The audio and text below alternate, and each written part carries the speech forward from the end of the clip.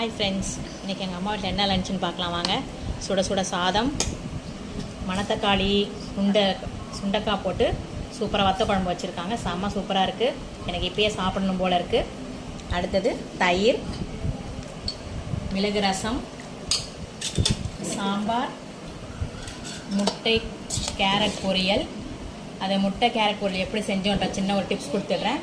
ஒரு வாணலியில் எண்ணெய் வச்சுட்டு கடுகு, உளுத்தம்பருப்பு, வெங்காயம், பச்சை மிளகா, கருவேப்பிலை எல்லாம் தாளிச்சிட்டு நல்லா வதங்கினதுக்கப்புறம் பொடி பொடியாக நறுக்கி வச்ச கேரட் போட்டு நல்லா வதக்கணும். அதுக்கப்புறம் கேரட்டு நல்லா வெந்ததுக்கப்புறம் 5 முட்டை எடுத்துக்கிட்டு அதை நல்லா பீட் பண்ணிவிட்டு நல்லா அடிச்சுக்கணும். அடிச்சுட்டு அதை ஊற்றிட்டு நல்லா முட்டையை போட்டு கிளறிங்கன்னா முட்டை பொரியல் ரெடி ஆகிடும்.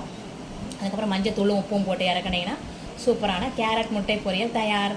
நீங்களும் உங்கள் வீட்டில் செஞ்சு பார்த்துட்டு எப்படி இருக்குன்றதை கமெண்ட்ஸில் சொல்லுங்கள். தேங்க்யூ ஃபார் வாட்சிங். வாழ்க வளமுடன். சப்ஸ்கிரைப் பண்ணுங்கள், லைக் பண்ணுங்கள்.